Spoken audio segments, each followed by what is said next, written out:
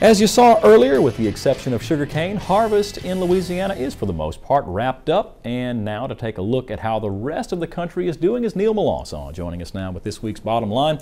And of course, Neil, as we saw earlier, sugarcane's about the only thing left here in Louisiana, but kind of where does the rest of the nation stand as far as getting in the 2011 crops? Well, Mike, we're finally getting a break weather-wise across the country. As you mentioned earlier, the heat and the drought this summer has mostly translated into the fall and has allowed us to have a smooth harvest, both here in Louisiana and in most areas of the country.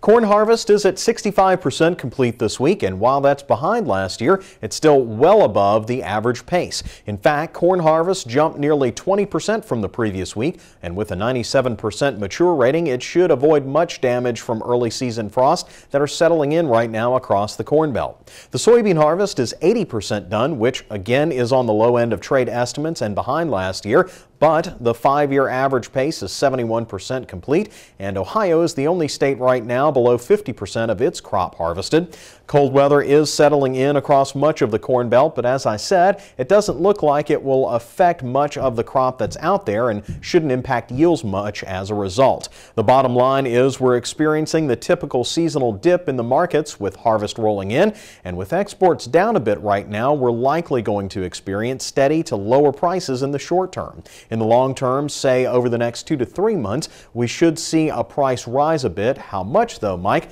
depends on what South America will bring in their harvest in the spring.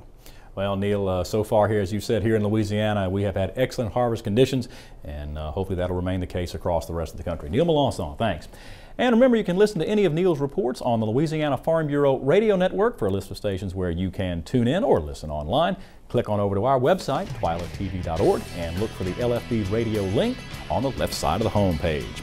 That does it for this edition of This Week in Louisiana Agriculture. Join us next week when Kristen Oates takes us to Shreveport for the annual Louisiana State Fair. Until then, you can watch any of our stories online. Just visit our website, twilightTV.org. For all of us here at This Week in Louisiana Agriculture, I'm Michael Dana. Thanks for watching, everybody. Hope to see you again right here next week.